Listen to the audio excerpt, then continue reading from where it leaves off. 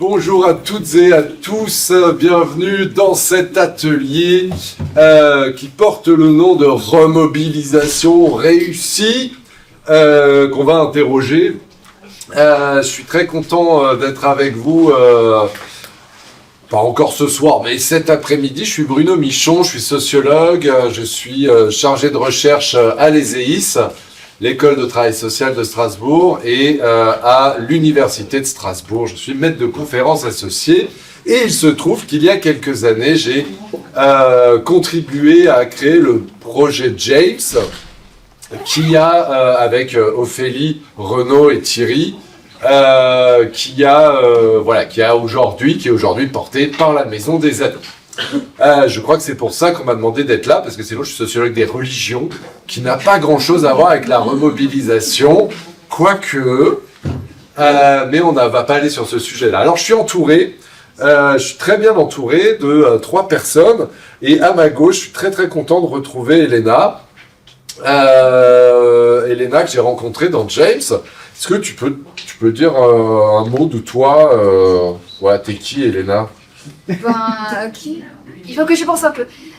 J'étais au projet James et maintenant je fais des études de monitrice éducatrice.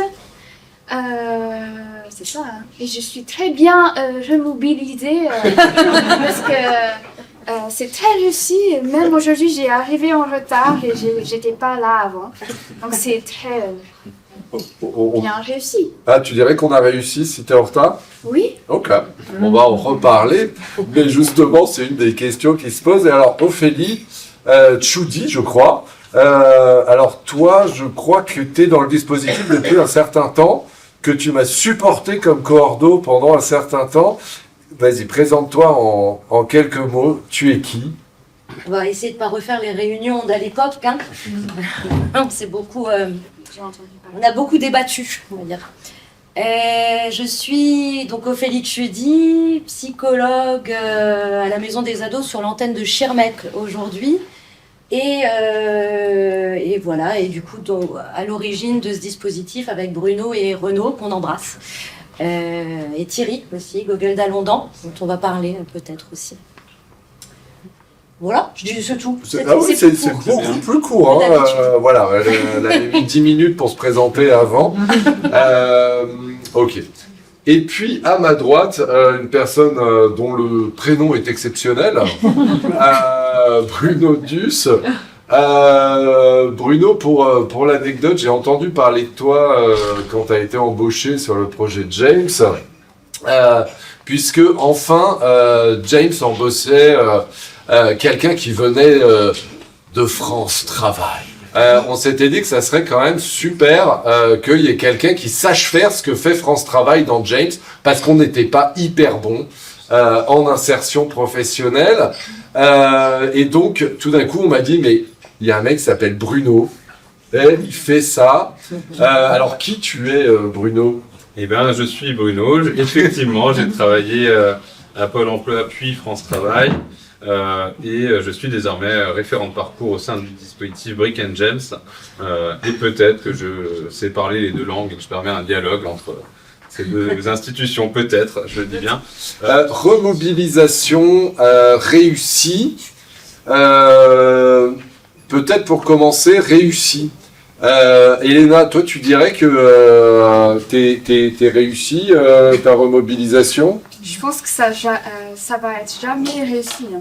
Ah ouais, pourquoi? Parce que c'est quand même pas mal, là. Tu veux nous parler un peu, là, tu viens d'où et là, t'en es où?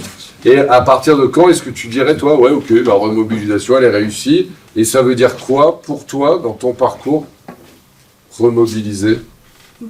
En fait, j'aime pas trop le mot réussi, mais en fait, dans mon parcours, il y a eu plusieurs étapes, et je pense que si on avait sauté des étapes, là, comment on dit, ça a collé. Ça a collé. Ça a fonctionné, quoi? S'il n'y avait pas eu les étapes au milieu, probablement j'aurais pas réussi à avoir ma formation. Et même pendant ma formation, parfois j'en ai envie d'arrêter, donc c'est tellement relatif, la réussite. Je t'ai répondu. Oh, bah, c'est carrément, t'as répondu. C'est vraiment très relatif. Une des choses que une des plus grandes questions que j'ai travaillées, c'était être avec des gens. Donc, j'arrivais pas à être avec les gens. Donc, déjà, avoir un travail, c'était compliqué. Donc, si on parle de la mission locale, C'est pas moi. en fait, ce qui parlait beaucoup, c'était la formation, l'orientation. Et ça sautait toutes les phases que j'avais besoin. Donc, j'imagine, si j'avais allé à une de ces formations, probablement, je n'aurais pas réussi. Oui, je ne suis pas allée parce que j'étais pas bien. Est-ce que je m'exprime bien? Oui, Tu super t'as clair. oui. T'as pas réussi à aller à ce qu'on t'a proposé? Oui. Parce qu'on dirait que c'était le bien, la réussite. Donc l'orientation réussie, c'était ça. Mais pour moi, c'était beaucoup plus que ça. Ça a commencé par sortir de la maison, avoir des amis, profiter d'être dans les rues et, je sais pas, de vivre. C'est beaucoup plus qu'avoir un travail. Et même là, donc je suis en formation, il y a des moments où je me dis, je vais pas réussir. Mais est-ce que j'ai déjà pas réussi? En fait, si j'arrête la formation, en fait, c'est tellement relatif tout que je sais pas. C'est la première question que tu m'as posée quand je t'ai parlé de cet atelier. Tu m'as dit, mais ça veut dire quoi réussir? Oui. Et moi, j'avais été très, très interrogée par la proposition de participer à un atelier qui s'appelle « Une remobilisation réussie », alors même que jamais ce serait venu dans James dans la manière dont on le pensait au départ, la question de la réussite. Bon, après, j'ai appris que c'était un peu fait exprès aussi, de nous proposer d'aller là, justement pour venir le re-questionner. Et pourquoi je dis ça? C'est parce qu'au tout début de James, quand on l'a pensé, c'est Thierry Gauguin-Dalandan qui est venu nous chercher un jour, Renaud et moi, pour nous dire, en fait, il y a du pognon, il y a une enveloppe là pour accompagner des jeunes, des NEET, et c'est non fléché, sans obligation de résultat. Vous pouvez penser ce que vous voulez, proposer un truc. Et donc on a commencé à écrire et à penser ce dispositif qu'on a ramené après à Bruno, qu'on appelle aussi le B. Hein. Le B. Que lui a retravaillé de manière à ce que ça rentre dans les cases des financeurs. Mais cette question d'obligation de résultat, c'était hyper important qu'elle soit pas là, parce qu'en fait, à partir du moment où on t'oblige, on met une injonction, et en fait, on se serait mis une pression, on aurait eu une pression qu'on aurait peut-être mis aux jeunes. Et comment est-ce qu'on fait pour écouter vraiment la parole de la personne et où est-ce qu'elle en est au moment où elle en est, si on a cette arrière-pensée d'une visée qui n'est pas la sienne. Je vais te lancer là-dessus, Bruno. Moi, ce que ça m'évoque beaucoup, c'est ce sentiment-là quand on a rencontré tous les dispositifs de remobilisation qui peuplent Strasbourg et son environnement. Ce qu'on a beaucoup ressenti dans ce que nous disaient les chefs de service ou les directions, c'est qu'en fait, on va sélectionner les jeunes à l'entrée. C'est-à-dire que si je suis soumis à l'obligation de résultat, je vais pas prendre les plus abîmés, je suis pas fou. Parce que je sais que je vais pas atteindre mes quotas de réussite, et que c'est vrai que le luxe qu'on avait dans James dès le départ, c'est que on avait le droit d'échouer. Et que ce luxe-là, on a senti très vite que c'était un vrai luxe quand on discutait, qu'on échangeait avec les autres dispositifs d'insertion, entre autres les missions locales et France Travail. Et toi qui as fait le mouvement inverse, et dans ton parcours et puis dans ton expérience d'accompagnement dans Brick and James, qu'est-ce que ça t'évoque, toi, cette notion de réussite de la remobilisation? C'est sûr que j'ai pas quitté France Travail pour rien. Moi, quand j'ai commencé à Pôle Emploi, l'idée que j'en avais, c'est effectivement, on visait l'insertion professionnelle ou la formation, ou les deux, mais en partant des personnes et de ce dont elles avaient besoin. Ce qui est, à mon sens, de moins en moins le cas aujourd'hui avec l'institution France Travail, où les collègues ont de moins en moins la possibilité de le faire. Hein, parce que c'est pas une histoire de personnes, mais bien d'institutions. Cela étant dit, oui, donc quand je suis arrivé, j'ai découvert un cadre beaucoup moins rigide et dans lequel c'est beaucoup plus facile de s'épanouir et d'avoir une posture qui, selon moi, pourrait permettre une remobilisation. On questionnait ce terme et pourquoi il est là. Pour vous donner le contexte, c'est parce qu'on n'est pas un dispositif d'insertion. Pour les raisons qu'on avait évoquées avant, c'est-à-dire qu'un dispositif d'insertion, il y a une volonté ou un besoin, une nécessité de résultat. Là où nous, on n'en a pas et on n'en veut pas. Et c'est pour ça qu'on utilise ce terme de remobilisation. Il y en aurait peut-être d'autres meilleurs, mais en tout cas pour le moment, c'est celui-là. Et après, la question de qu'est-ce que c'est réussir, Elena l'a très bien dit, c'est-à-dire que c'est très relatif. On s'est interrogé avec Ophélie en préparant un petit peu notre intervention sur l'étymologie. Ça vient de l'italien riuscire, qui est littéralement sortir à nouveau. Et pour Elena, pendant un moment, ça a été ça la réussite, c'était de sortir à nouveau.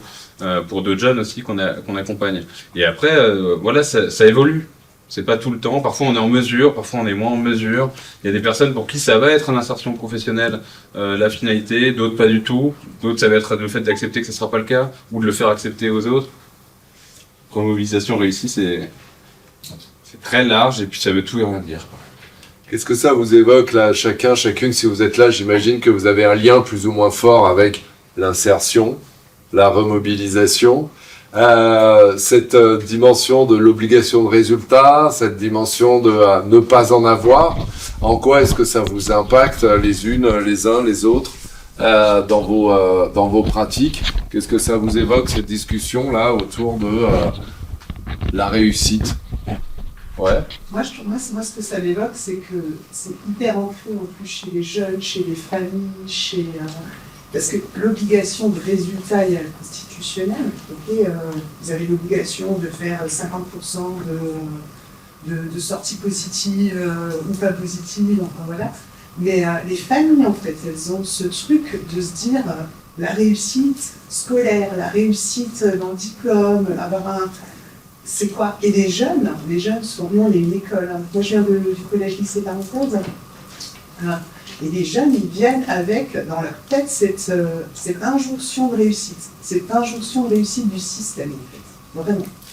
C'est quelque chose d'hyper fort et c'est compliqué. Quand vous reculez par rapport à ça, vous prenez de la distance, vous essayez et ça met du temps, et les familles et les jeunes mettent un temps fou. C'est des mois, des années parfois de lâcher prise. Est-ce que tu accepterais de témoigner sur justement comment ta famille a réagi à tout ça, à ce parcours-là Côté Projet James. Bah alors, Projet James avant, et puis ce qui est attendu par que ce soit l'école, que ce soit la famille, c'est totalement différent de ce qu'on a besoin. En fait, je me rappelle là d'une chose que quand j'étais au lycée, je faisais du théâtre. Mais ça prenait place au cours d'anglais. Et donc, ils m'ont enlevé du théâtre. Mais pour moi, c'est 1000 fois mieux. Et ce que j'avais besoin, c'était le théâtre. En fait, c'est totalement différent. On dirait qu'on parle dans des langues différentes. Par exemple, pour moi, à l'époque, les outils que j'ai eu et appris parce que j'ai dit outils, parce que c'est des outils pour toute une vie, parce que c'est des choses qu'on utilise tout le temps, c'était beaucoup plus important que peut-être les attentes que mes parents ils avaient de moi. Pour eux, quand je parlais de Projet James, eux, ils voyaient un peu t'es stagné, ça bouge pas tellement. Mais pour moi, mais j'ai tellement bougé, j'ai tellement vécu, j'ai tellement vécu vraiment. Et même, parce que quand je dis, je parle beaucoup de ma formation là, je me dis si j'arrête la formation, les outils que j'ai eus pendant ma formation, le Projet James, ça me tient, si c'était avant, j'aurais tombé. Mais là, je me tiens. Et c'est totalement différent. C'est la question de la temporalité, on en parlait aussi ce matin. Ça prend du temps, en fait. Pas que pour les personnes qu'on accompagne, mais aussi parfois pour les familles.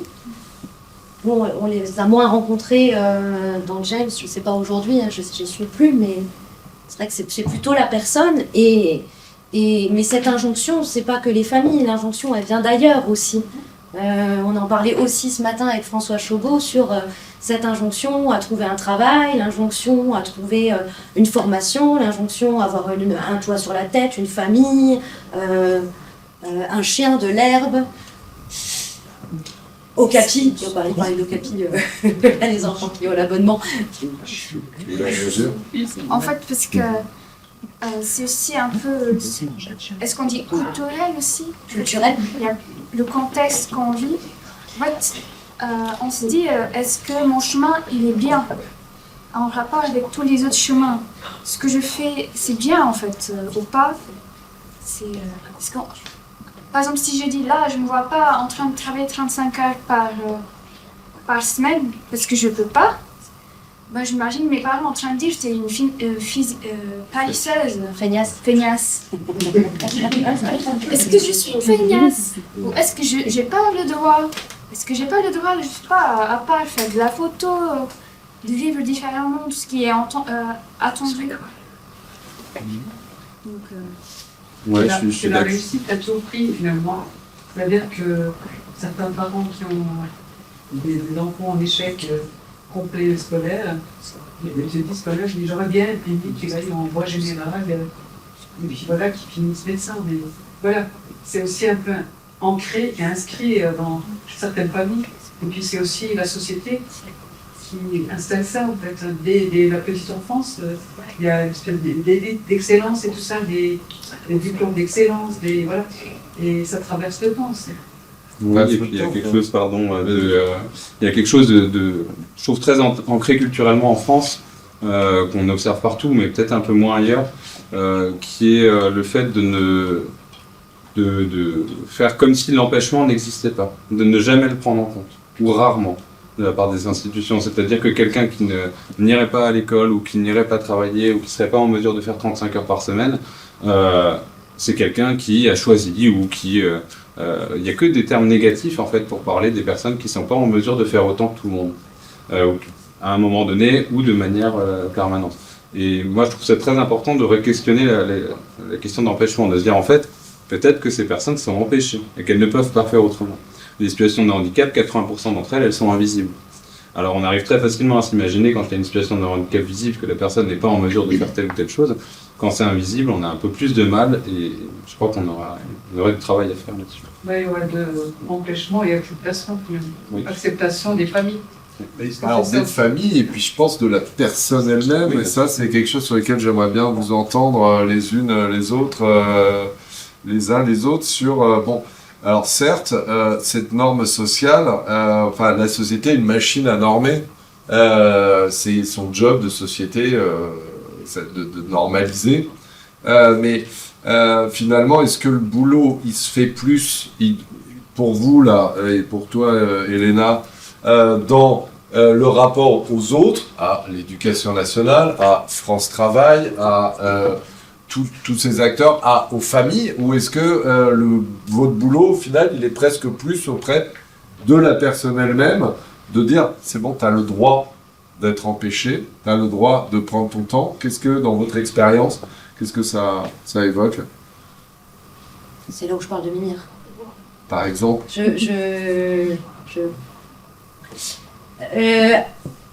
Ça me fait penser à la maison Mimir, vous connaissez? Oui. Petit sondage, combien connaissent? C'est quoi? Ok. La maison Mimir. La maison Mimir, une association à Strasbourg. Ok. Cet asso, en fait, ça a été un squat en 2010.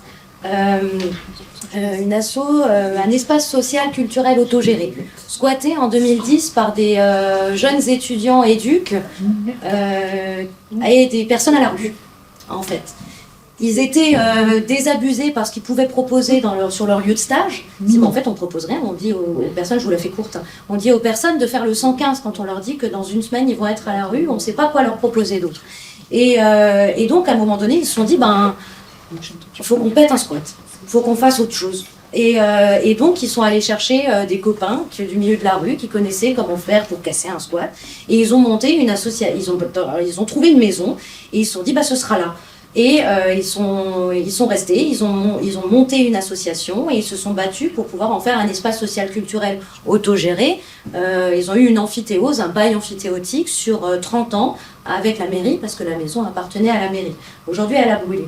Pourtant, aujourd'hui, il y a quelque chose qui tient. Et dans cet endroit, c'était un endroit qui était porté à la fois par des personnes travailleurs sociaux et à la fois par des personnes à la rue, et où parfois Renaud me disait, que c'est un des fondateurs de la Maison Mimir, me disait, mais finalement c'était Tip Tip qui m'accompagnait dans mes recherches, dans mes démarches RSA, dans mes démarches, parce qu'il connaissait beaucoup mieux que moi les démarches à faire, et en fait on savait plus qui accompagne qui, parce qu'on était un peu à la même échelle dans cet endroit.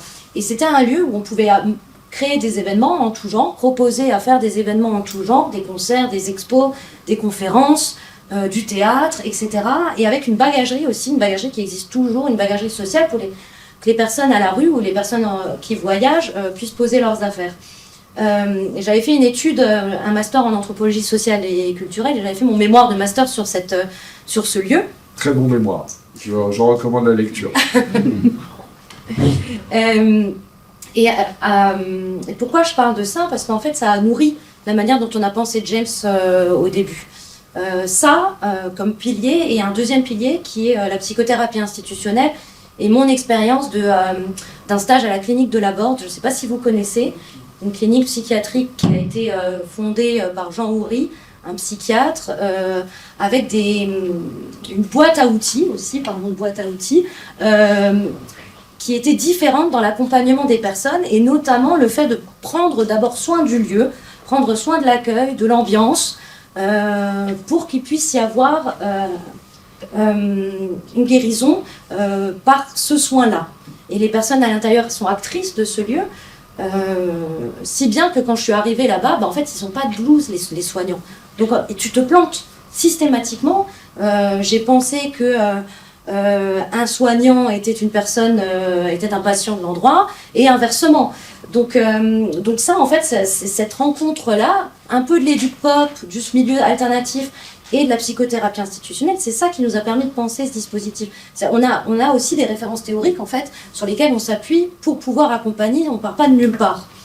Et on a pensé James comme ça, avec les copains du milieu alternatif, des associations, qui ont des parcours de vie qui ne sont pas la grosse autoroute, en fait.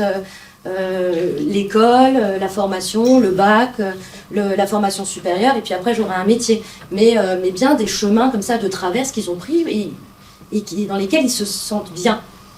Et c'est comme ça qu'on a pensé aussi ce dispositif, en se disant, mais en fait, c'est pas tant l'insertion ou la question de trouver un emploi et tout, c'est déjà de savoir, mais toi, tu as envie de faire quoi? Si tu rencontres Cécile qui fait du bijou et qui te raconte un peu son parcours, peut-être que tu vas te dire, elle avait un parcours difficile avec l'idée de faire du bijou. On lui disait, mais non, mais c'est un milieu d'hommes, c'est un milieu d'initiés, tu pourras pas. Et en fait, elle a trouvé un super conseiller à la mission locale, pour le coup, qui l'a suivie dans son envie, et elle a pu aller au bout de son envie. Et de parler aussi de cette expérience dans la rencontre avec les jeunes, et ça pouvait donner des idées aussi aux jeunes pour qu'ils aient peut-être, qu'ils s'autorisent à se dire, je sais pas, j'ai envie de fabriquer des boomerangs en bambou ou autre chose, j'en sais rien. Et peut-être qu'on pourra les vendre, je ne sais pas. En tout cas, à avoir des idées et à oser exposer leur idée de boomerang en bambou, même si tu fais non comme ça. Non, j'interroge l'idée. Je me dis que ça va pas être hyper efficace, mais peut-être que j'ai tort. Rêvons, ok. Ça pour leur idée que j'ai. Ouais, pour te répondre sur aujourd'hui, et même c'était le cas aussi avant, sur est-ce qu'on travaille plutôt avec la personne pour l'acceptation de la situation, ou quelles sont ses forces ou pas, ou est-ce qu'on travaille plutôt avec les partenaires, les institutions?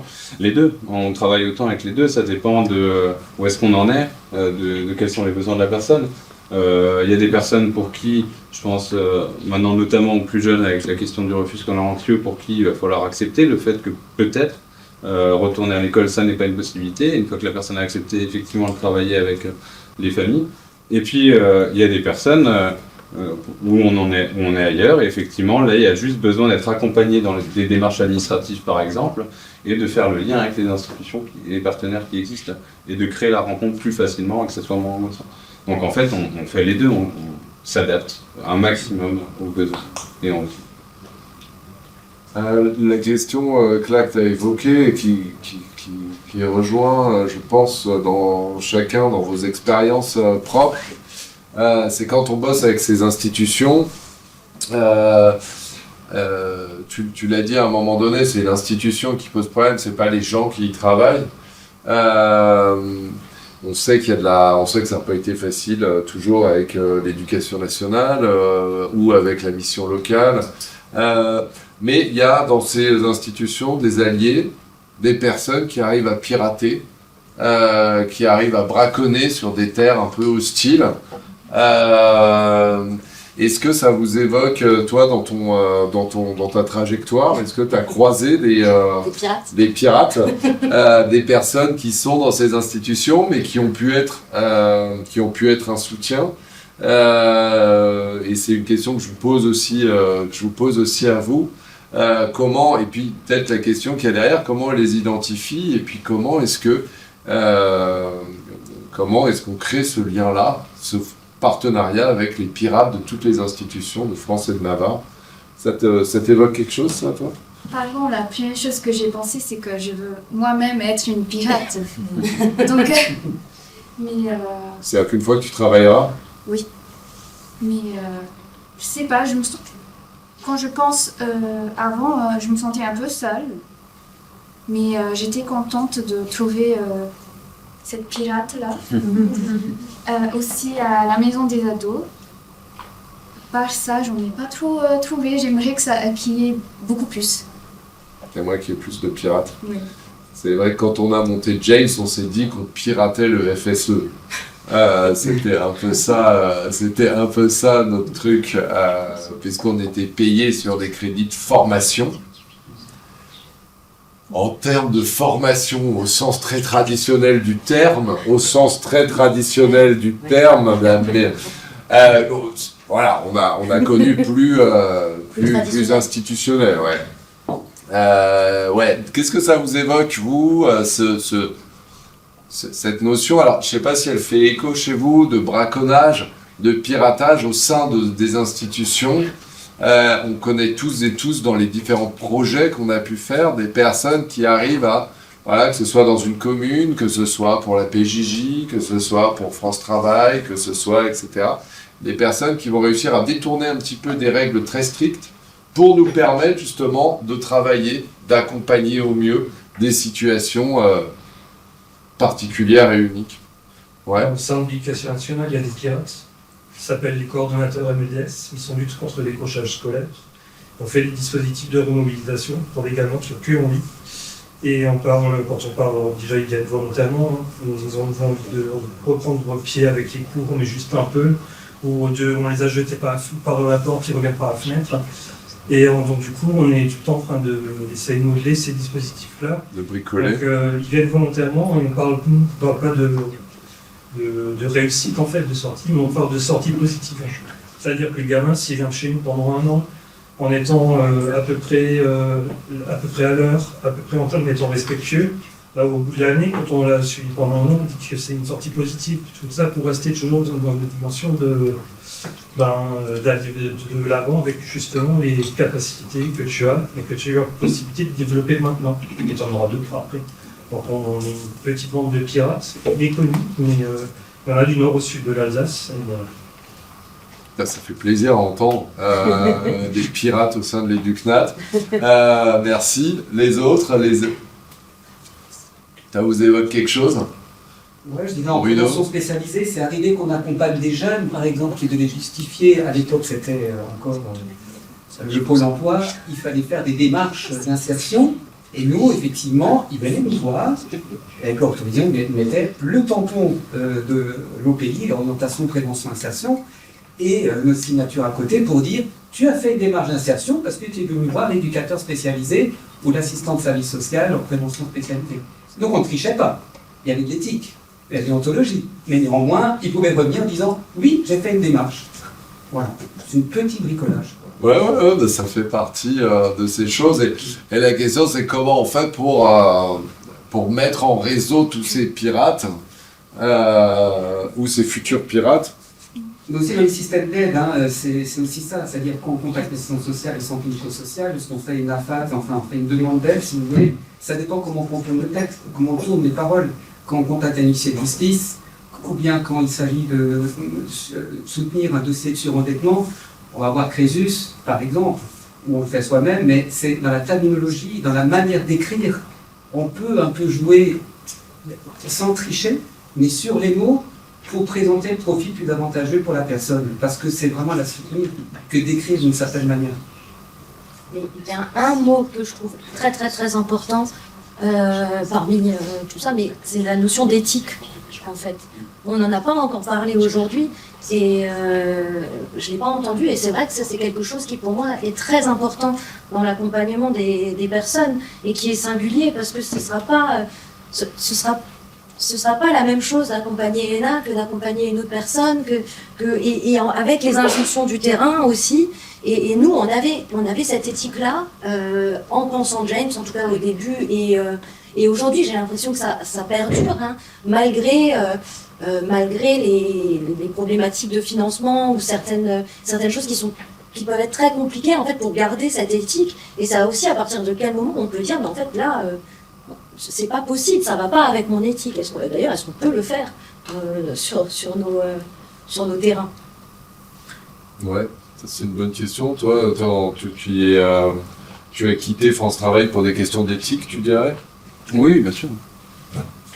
Voilà, c'est une des solutions, mais après c'est pas la meilleure non plus, parce que les personnes accompagnées ont besoin de continuer à être accompagnées, ou alors n'ont pas besoin mais n'ont pas le choix. Donc c'est bien d'avoir des pirates comme tu le disais. Moi j'ai fait le choix d'arrêter la piraterie mais de changer de bateau, quoi, ou je sais pas. Peut-être, ouais, je sais pas. On peut faire la même chose mais dans un cadre où c'est tout à fait encouragé. Mais je sais pas, je pense que même des personnes qui ne sont pas pirates en fait peuvent vraiment être des alliés. La première chose à faire, selon moi, quand on parle des partenaires des professionnels, c'est déjà de les contacter, de prendre contact, de se rencontrer, d'expliquer ce qu'on fait, d'entendre aussi ce que les personnes font. Quels sont, pourquoi est-ce qu'il y a de la rigidité aussi? Et pourquoi c'est parce que quand il y a des institutions avec des règles très fortes, très rigides qui sont posées, parfois il y a des personnes oui qui vont avoir un réflexe de piraterie, d'autres qui vont accepter, mais c'est pas pour autant que ça leur est agréable ou confortable. Donc je pense que pour aider les jeunes dans le lien avec les partenaires, c'est de les accompagner. Et puis, en dehors de les accompagner, nous faire le lien pour essayer de mieux comprendre aussi l'institution et pas que les personnes qu'on accompagne pour que la rencontre se fasse mieux. Je veux dire que quand on accompagne, moi je rejoins, je suis une autre pirate sur les après, hein, mais disons que pour accompagner les jeunes, on parle du jeune, c'est-à-dire de la envie d'aller vers des étapes, soit l'éducation nationale, etc. Mais les premiers pas que les jeunes, c'est en notre direction, finalement, parce qu'on est sur un territoire bien distinct, et c'est les premières personnes qui rencontrent, c'est quand même nous, parce que nous sommes à même de cohabiter un peu auprès de lui, là où il habite, dans son immeuble, etc. Donc, on prend en compte ces jeunes-là dans une manière de fonctionner, enfin, pareil, un peu comme ça, utopique, mais ceci dit, on travaille sur des étapes de possibilités. C'est-à-dire qu'il y a une possibilité de réussite, mais ce n'est pas la finalité. La finalité, c'est que le jeune, s'il réussit à se lever le matin, comme disait monsieur, s'il arrive à être à l'heure, si le lendemain son rendez-vous est le lendemain, ben c'est ça les premières étapes. C'est ça la réussite. Voilà. Ouais. Et alors, je me pose la question, est-ce que ça l'est aussi pour lui? Parce que c'est la réussite des attendus. Oui, c'est ça. Mais est-ce que c'est son envie à lui? Justement, ça se travaille. Ça met du temps. C'est pas demain j'ai un rendez-vous avec toi et tu viens là. T'as médecine, moi, non. En fait, Oui, en fait, je disais, je sais pas s'il y a à voir, mais aussi la confiance dans les établissements. Parce que si on a passé par certaines choses, après c'est difficile aussi de faire confiance. Donc par exemple pour moi, une des premières personnes que j'ai rencontrées, c'était Ophélie. Donc c'était très important que je puisse avoir la confiance vers elle. Et après il y avait tout un réseau qui ouvre pour après avoir confiance à faire d'autres choses aussi. La réussite comme sortir d'eux pour toi, hein, si on revient à l'étymologie. Je pense toujours à une phrase que tu m'avais dite sur le fait que pendant une période, tu ne sortais plus du tout et qu'il y avait des murs en fait qui se dressaient devant toi et tu faisais toujours les mêmes chemins, on en a déjà parlé, et qu'à un moment donné, il y avait un petit chemin en plus et puis un autre petit chemin en plus et petit à petit maintenant... En fait, je voyais vraiment comme si il y avait des chemins qui s'ouvraient. En fait, par exemple, on faisait des ateliers avec la semencerie au M33, donc avec des photographes et tout ça. Et en fait, quand je commençais à me sentir confiante d'y aller et de me sentir à l'aise, j'avais l'impression de pourquoi pas oser à faire quelque chose pendant le chemin, à oser à faire des choses avec eux. En fait, ça ouvrait des chemins. En fait, c'est le moment où je me suis sentie le plus intégrée ici à Strasbourg. C'est quand j'ai commencé à faire des choses avec le projet James. Je crois qu'il y a un mot après, Bruno, tu veux peut-être tu voulais dire quelque chose, mais un mot moi qui m'évoque pas mal de choses, c'est la question de la confiance que tu as évoquée, c'est-à-dire finalement est-ce qu'une remobilisation réussie, c'est pas de nous faire le cadeau de ta confiance. C'est-à-dire finalement c'est pas le truc le plus facile dans ton parcours à toi, mais aussi dans celle de l'autre aussi, hein, mais peut-être encore plus dans le type de parcours que tu as décrit. Et comment ça se construit ça, le fait qu'à un moment donné, tu dises « Ok, c'est bon, je peux me reposer aussi sur toi et je te fais confiance. » Tu vois, il y a quelque chose, là, je trouve, peut-être d'assez essentiel dans le sujet qu'on partage. Bruno, tu voulais réagir ? Je voulais même vous montrer ce que tu viens de dire, parce que c'est vraiment essentiel. Quand on commence un accompagnement, avec cette question de l'adhésion et de l'investissement du jeune, qu'on va quand même rechercher, parce que vraiment, peut-être parfois inconsciemment, parce qu'aussi on est fabriqué comme ça dans notre parcours, parce que là on parlait d'exigence de résultats, on n'a pas une obligation de résultats, mais de moins. Mais quelque part, est-ce que nous, inconsciemment, on nous demande des chiffres, l'institution nous dit combien vous accompagnez de personnes, combien de familles, l'école vous dire alors, est-ce qu'il y a une remobilisation du jeune, alors maintenant qu'il a été orienté vers la prévention spécialisée, qu'est-ce que ça donne? On fait des évaluations, on fait des bilans, et je me demande, à force de travailler de cette manière, si parfois inconsciemment, on n'est pas aussi rentré dans ce système-là de résultats. Alors qu'on ne voudrait peut-être pas, on voudrait lutter contre ça. Manifester, non, je suis pas dans les résultats, la temporalité, voilà. Donc, et ce que je dire, il y a beaucoup de dire, surtout par rapport à mademoiselle, c'est vrai que vous avez dit ouvrir des chemins, oser faire des choses, mais ça c'est magnifique. Parce que vraiment, nous, qu'on voit que le jeune, justement, évolue et ose prendre des risques et commence à ouvrir des portes, on se dit, waouh, là, il y a comme quelque chose. On parlait beaucoup de dentelle depuis ce matin, et ça, c'est vraiment magnifique. Et c'est à travers votre regard, vous, les jeunes qu'on accompagne, que nous, on grandit aussi, on grandit en même temps avec vous. En fait, on est tiré vers le haut en même temps que, enfin, je trouve, moi je ressens le métier comme ça, on est tiré vers le haut, je veux dire, l'accompagnement, il est duel, il va dans les deux sens. Je n'ai pas envie de dire ça. Complètement, je l'ai déjà dit. Ouais, c'est déjà. Vas-y. En fait, ce que je trouve bien, parce que là je fais mes études de Munita Vicata, c'est que c'est rigolo de jouer entre le regard d'une personne accompagnée et le regard de la personne qui accompagne. Et en fait, je sais pas où j'allais. Mais c'est rigolo, parce que par exemple, on arrive à voir ces choses-là et on ne veut pas faire les mêmes choses. Et de dire qu'en fait, mon parcours en tant que personne accompagnée, c'est aussi légitime et qui nous apporte aussi des choses. Okay. Je suis un peu perdue dans mes mots, mais c'est de, par exemple, quand je faisais des stages, de me dire c'est pas ça que je veux faire. C'était pas aussi une chose que je voulais pas en tant que personne accompagnée. De essayer de faire des chemins. je sais pas, je me rencontre un peu dans ça. Oui, que le fait que maintenant tu te destines à accompagner toi-même des personnes, le parcours que tu as suivi te permet de poser les choses peut-être un peu différemment que quelqu'un qui n'a jamais été... alors, tout le monde a été accompagné à un moment donné. Vas-y. Et c'est très rigolo parce que la question que tu t'es posée de entrer dans les systèmes, c'est le plus grand peur que j'ai de être dans le système. Tu vas rester en marge. Oui. Et en fait, d'être un peu à côté, mais c'est ça, en marge, parce que je me dis, je veux pas être aveuglée comme ça, je sais pas.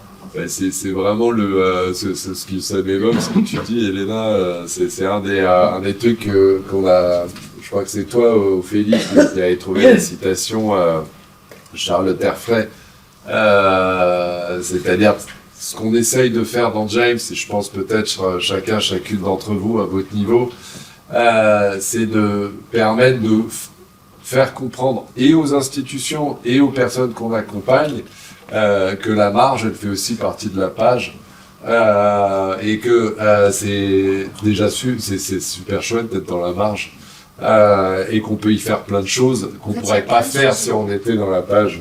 En fait, il y a plein de choses géniales qu'on peut faire si on est dans la marge et avec un regard différent et avec des chemins différents. En fait, qu'on n'est pas dans, comment tu dis, dans la grande route là. Il y a plein de choses à découvrir. Tu peux continuer.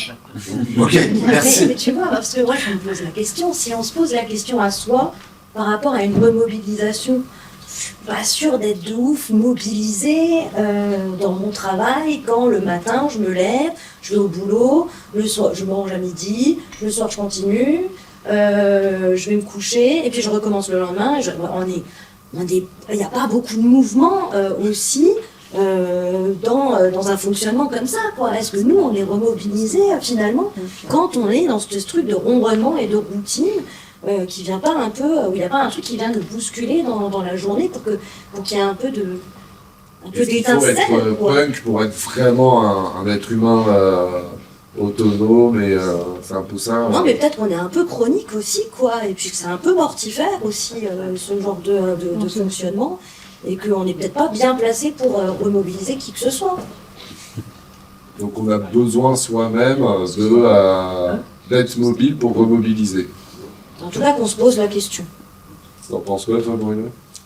Plein de choses, mais il y a une intervention au fond de la salle, je vais laisser la parole. Excusez-moi, quand vous parliez du train-train, du travail, on se lève, on dort, on rentre, on mange, vous dites qu'il ne se passe rien. Et tout dépend dans quelle catégorie socio-professionnelle vous travaillez, en fait. Vous voyez? Expliquez. Ouais, Moi, je veux dire, j'étais éduque d'internat pendant 15 ans, en MEX.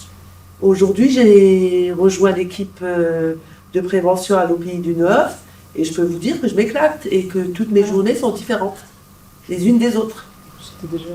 Et que c'est pas forcément évident de trouver cette mobilité si de toute façon on n'a pas le choix parce qu'on vient d'une catégorie socio-professionnelle. Non, mais elle disait parce qu'on rentre dans un train-train quand on travaille, ben voilà, on se lève, tout ce qu'elle a détaillé, et qu'il n'y a pas, enfin c'est quelque chose qu'on répète et qu'il ne se passe rien.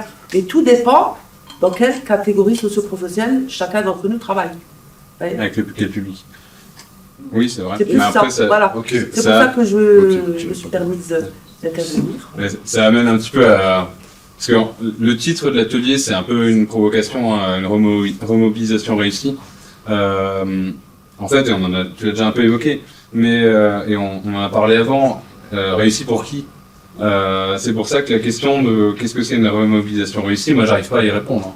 Je peux vous dire parfois quels objectifs moi j'ai, parce que c'est mon fonctionnement. Quand quelqu'un vient avec sa situation, je vais avoir plein d'hypothèses de solutions qui vont venir et je vais vouloir mettre plein de trucs en place et je vais me dire on va arriver à tel stade, ça sera super. Oui, c'est très interne et il faut absolument que je lutte contre ça parce qu'il faut que j'écoute la personne et que je sache elle ce dont elle a envie et besoin et quels sont ses objectifs. Et donc en fait il faudrait poser la question à chaque personne comment t'as réussi ou pas à te mobiliser à un moment donné, parce que c'est pas linéaire non plus, c'est pas définitif. Donc oui, c'était un titre provocateur, mais on n'a pas la réponse en fait. Madame? Oui, bonjour. Je travaille dans un ITEP. Je suis chef de service sur un groupe adolescent. Et la question de la remobilisation, justement, pour des jeunes ados qui sont accueillis en ITEP, c'est une question essentielle, hein, puisque du coup, ils sont hors normes sociales, on va dire. Et du coup, pour ces jeunes-là, la question, elle est complètement individualisée. Parce que la réussite d'un n'est pas du tout la réussite de l'autre. Parce que tout dépend de là où il part, en fait. Oui, c'est le cas pour tout le monde, hein. Nous Voilà. tous. Oui. Ouais. Madame? J'avais remis sur la question, je pense que ça résume la question de la manifestation, parce qu'elle peut être physique, elle peut être psychique, ça dépend pour chaque personne, en le temps au même niveau, parce que je suis psychologue à l'éducation nationale, et la question dont vous parliez tout à l'heure, des résultats, on a tendance à avoir des résultats qui soient quantifiables. Quand on travaille avec l'humain, de toute manière, on ne peut pas quantifier les résultats, et ils sont totalement différents du personne à l'autre, et on ne peut pas définir la réussite seulement par des chiffres. Ça, c'est vrai que c'est vraiment compliqué dans les secteurs dans lesquels on travaille, sur laquelle on est confronté, de pouvoir évaluer vraiment ça. Et je pense que l'évaluation, elle passe d'abord par les études en fait, des jeunes avec lesquels on travaille. C'est ça, et puis l'enjeu pour nous, dans un monde utopique, hein, je sais plus, c'est toi qui parlais d'utopie, c'est peut-être de faire comprendre aux institutions qui nous financent, de réussir à transmettre ce vécu. C'est-à-dire que évidemment c'est facile de critiquer les tableurs qu'on nous demande de remplir, combien de jeunes accompagnés, combien qui sortent en emploi, combien qui sortent en formation, combien qui sortent morts. On nous demande rarement. Donc ça c'est ça, voilà. Mais qu'est-ce qu'on peut leur proposer? Ce soir on leur propose rien. C'est dans James, au tout début, on s'était dit, on va faire une recherche et on va faire une partie histoire de vie et on va intégrer aussi l'évaluation du dispositif et du parcours dans le dispositif, dans cette recherche, pour aussi pouvoir dire aux financeurs, regarde, truc de ouf, alors il n'est pas en formation, il n'est pas en emploi, mais il est sorti de chez lui, il va aux ateliers, il kiffe. Et en plus, il a envie de faire une formation de moniteur éducateur. Waouh, ok. Bon, alors, monde utopique, on est d'accord, hein, mais voilà, c'est aussi à nous parfois d'aller vers le financeur. Madame. Je rebondis justement là-dessus. J'en fais appel à votre piraterie générale justement, et vous avez monté aussi des dossiers pour les financeurs.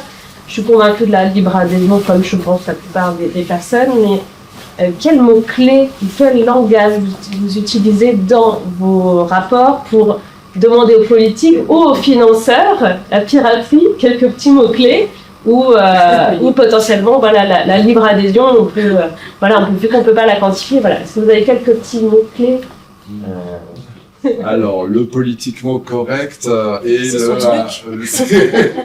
c'était préposé à ça. C'était on avait une répartition des rôles.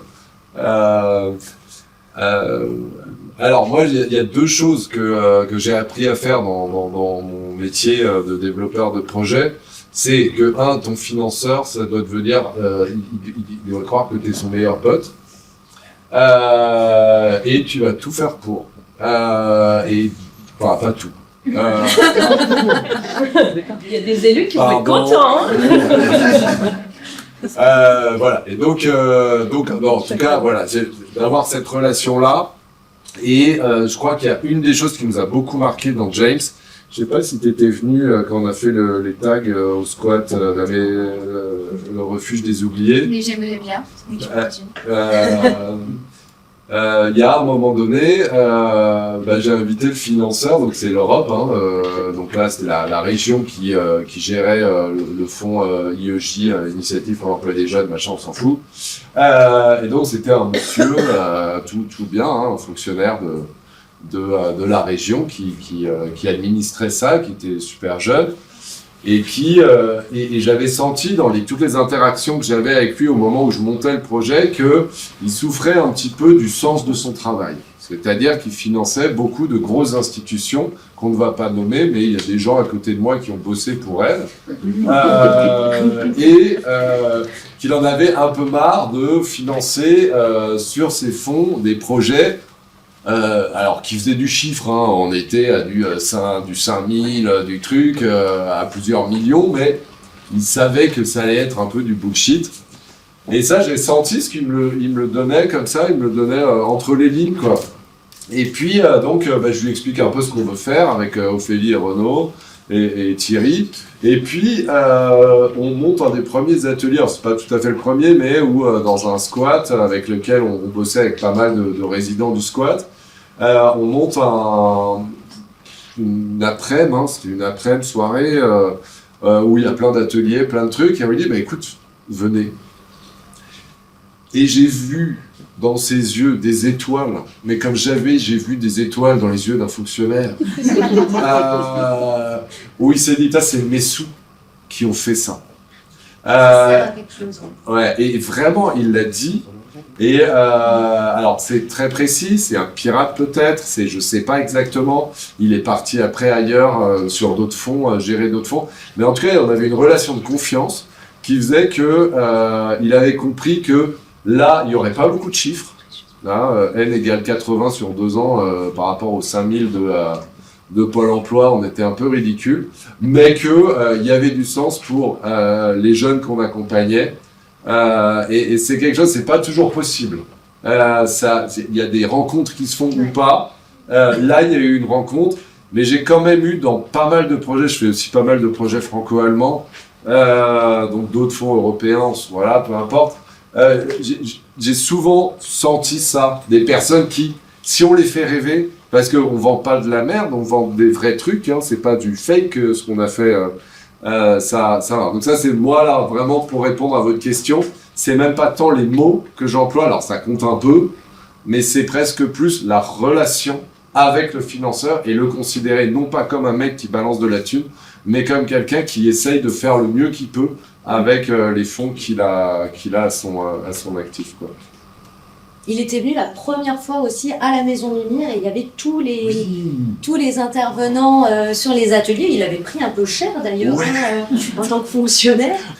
Sinon, il y a une question qu'on a peu abordée à l'atelier d'avant. Alors, on a encore 5-10 minutes là, où j'aimerais vous faire bosser un peu là-dessus, tous les trois, et puis bien sûr collectivement. Et Elena, j'aimerais bien voir ce que ça t'évoque. Il y a quelque chose, moi, qui m'a toujours interrogé et qui est ce paradoxe assez génial de James, mais du travail social et de l'éduc-pop de manière générale, qui est que on met plein de gens qui vont pas très bien tout seuls, qui sont un peu agoraphobes, qui n'ont pas envie de sortir, et on les met ensemble. Normalement, ça ne devrait pas marcher. Et pourtant, ça marche. Ou en tout cas, on a le sentiment que ça marche. Tu vois ce que je veux dire un peu? Après, il y avait plein de mondes différents aussi. Oui, mais quand même, globalement, toi, dans tout ce truc-là que tu décrivais, je me sentais bloqué chez moi, et là, tout d'un coup, tu arrives dans un dispositif où la majorité des ateliers, t'es quand même pas seul, t'as plein d'autres gens. Qu'est-ce que ça provoque, ce truc-là du collectif, pour toi, dans tes vulnérabilités un peu. Je sens que je peux faire des erreurs, parce qu'il y a des gens qui comprennent aussi, qui ont vécu parfois le même chemin que moi, ou des chemins un peu différents que peut-être ils n'ont même pas, en fait, même avec les intervenants, je sentais que eux, comme ils n'ont pas eu un chemin droit, ou que même ils ont tombé, fait des erreurs, n'ont pas eu la vie attendue, que j'avais le droit de moi-même faire des erreurs et vivre, d'essayer. En fait, ça donnait une liberté, une compréhension et aussi une liberté de faire des erreurs. Parce que tu vois dans les autres que c'est pas grave, c'est ça? La même chose avec Ophélie. Je voyais que c'était pas grave, parce qu'elle est humaine, elle peut faire des erreurs. Moi, j'ai dit, mais oui, c'est lui qui. T'es nous, je peux faire des erreurs. Et que, en fait, j'avais la liberté d'y aller vers, par exemple, elle, et me dire, tu sais, là, je me sentais pas trop bien. Ou là, parce qu'au début, j'étais tout le temps en train de dire, est-ce que je fais quelque chose de mal? Est-ce que je dis quelque chose de mal? Et en fait, de savoir qu'elle aussi, elle fait des erreurs. Je peux parler, tu peux parler avec moi. Avec les intervenants, je peux parler. Et ça va. On faisait avec les ateliers. On est avec, on fabrique. On fait toujours. On fait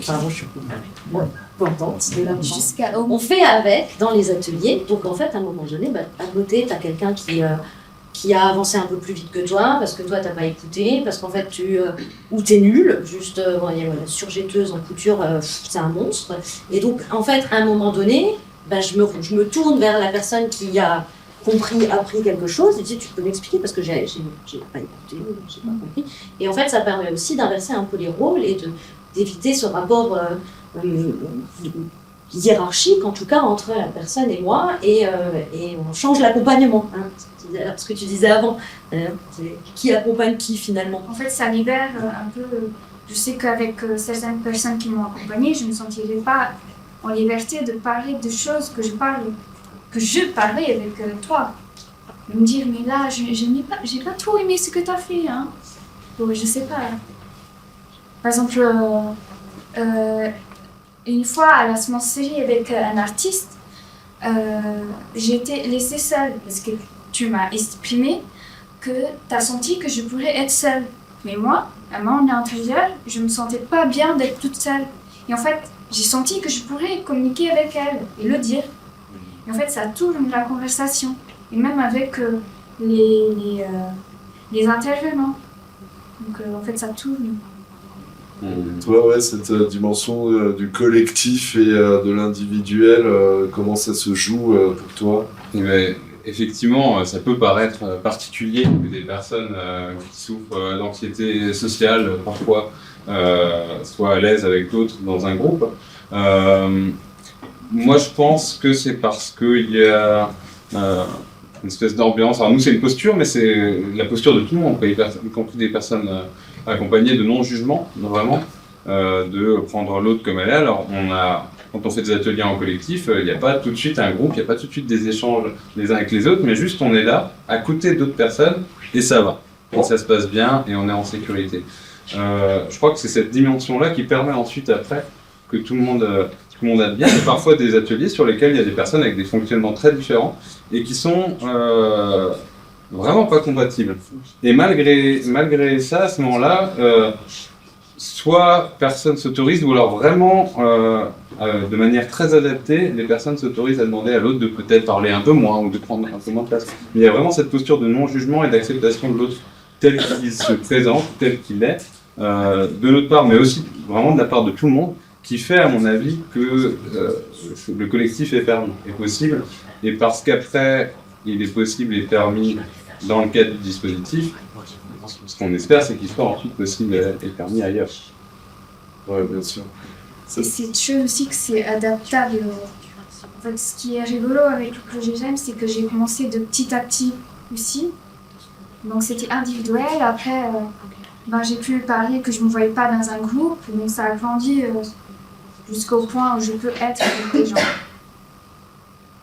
Oui, on s'adapte, et puis c'est pas linéaire, parfois c'est difficile, parfois on est en atelier collectif, en train de faire par exemple de la culture, et puis il y a une personne qui fait une crise d'angoisse, soit pour des raisons extérieures à l'atelier, soit pour des raisons du fait de l'atelier. On a cette possibilité, nous, parce qu'il y a toujours effectivement un intervenant et un des professionnels à minima, on peut sortir avec la personne, prendre le temps. Et donc là, on n'est plus dans le collectif, on revient sur quelque chose d'individuel, ou en tout cas à deux, voire individuel si la personne en exprime le besoin, et puis après on revient, ou pas, ou plus tard. Donc cette histoire d'adaptabilité, elle se joue aussi là. Vous, dans vos expériences, ce jeu entre l'individuel et le collectif, ça fonctionne, vous avez des techniques, vous utilisez le collectif, vous êtes principalement dans l'individuel, ça marche comment? Madame? Moi, je travaille dans un LATI. Je fais aussi partie des pirates de l'éducation nationale, puisqu'en fait, c'est un peu le côté chrysalide, mais pour les collèges de REP, si vous voulez. Okay.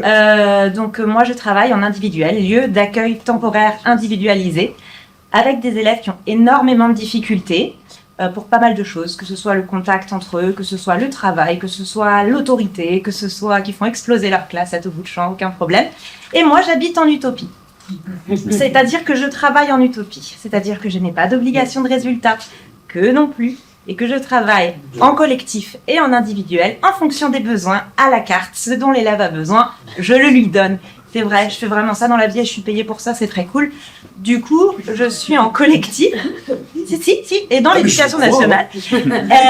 Voilà, merci la cité éducative. Donc, je me retrouve là-dedans et je travaille en collectif avec des élèves qui sont souvent en anxiété et qui sont souvent dans de réelles difficultés à être en groupe.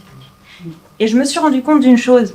Bon, moi, je suis pas prof, je suis pas psy, je suis pas travailleuse sociale non plus.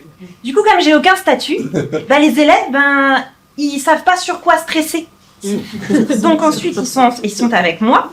Et quand on travaille dans des ateliers de confiance en soi, dans des ateliers de remédiation par les arts, dans des ateliers de tout ce qu'on veut en fait, on peut faire des ateliers avec n'importe quoi, c'est génial. Et je partage avec eux des choses qu'un enseignant ou certaines personnes ne peuvent pas partager avec eux, dans le sens où j'ai pas forcément d'obligation de retenue par rapport à certaines choses. Et je leur donne autant de moi que ce qu'ils me donnent d'eux, sans aller dans la surimplication ou dans des choses qui peuvent me faire du mal par la suite, mais je veux dire, ce qu'ils partagent avec moi, je me permets de le partager avec eux aussi. Et je leur donne des petits morceaux, parfois de ma vie privée, parfois d'expérience, je partage ce genre de choses, et ça fait qu'ils ont l'envie de partager ça avec moi aussi. Et à force de le partager avec moi, ils commencent à le partager entre eux également. Et je trouve que c'est quelque chose qui fonctionne très bien, parce que ça les décomplexe. Ils se disent, si elle est capable de partager quelque chose comme ça avec moi, je peux partager ça avec elle aussi. Et à la fin, quand on leur demande pourquoi vous êtes là, en général, ils savent plus vraiment répondre. Ils répondent plus parce que j'ai des problèmes ou parce que je me suis battue, parce que ils répondent oh, parce que c'est cool. Et elle est cool, la dame. Oui, j'ai pas de statut. C'est fou de voir ton pirate à l'éducation. Ouais. Ça, franchement, merci. Ça réconcilie avec une institution qui peut parfois avoir tendance à paraître très fermée. Ça fait plaisir. Vas-y. C'était la notion de statut qui m'intéresse beaucoup, parce que nous, on a embauché à un moment donné une démographe aussi dans James, mais qui en fait elle venait avec son style, elle venait avec son expérience, et en fait c'est pas le statut qui fait la rencontre, c'est pas cette hiérarchie qui fait la rencontre, mais bien En termes de démographie, elle n'a pas fait énormément de trucs. Non, elle n'a pas beaucoup compté. Non. Mais par contre, en termes d'accompagnement, elle a déchiré, quoi. Ouais. On aurait pu parler de ce lien et de jusqu'où va l'accompagnement et de l'après aussi. Je ne sais pas si on a encore le temps, mais...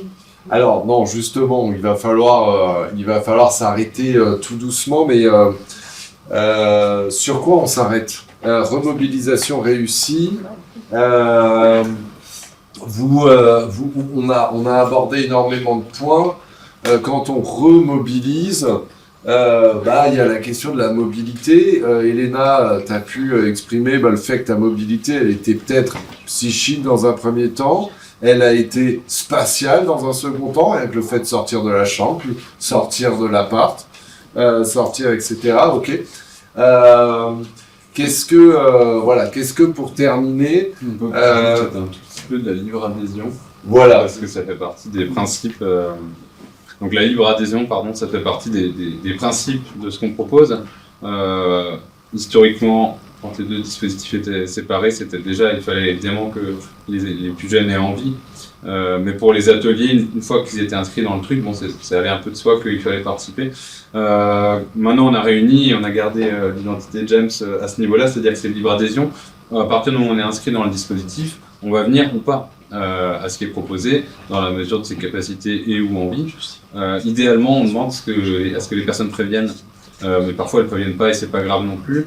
Et je crois que cette notion de libre adhésion, avec très peu, peut-être parfois dépendant des trop pas d'engagement du tout, ça peut participer aussi au fait que ça soit plus facile à terme.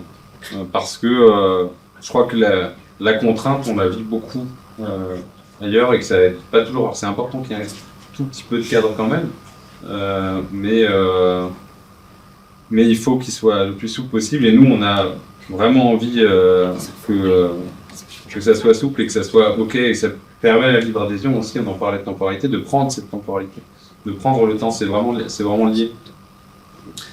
Et c'est peut-être ce qui participe aussi après à ce que soit on crée du lien, soit je sais pas, mais ça fait partie des choses qui permettent ensuite aux personnes de se...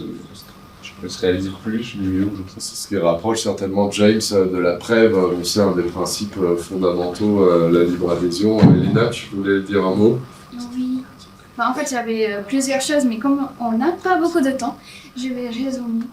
En fait, ça me fatigue beaucoup quand on parle de numéros, mais ce que je peux dire, c'est qu'avec le projet James, ça m'a sauvé la vie. Donc, je pense que c'est le plus beau numéro de tous. Bon, j'ai envie qu'on arrête là-dessus.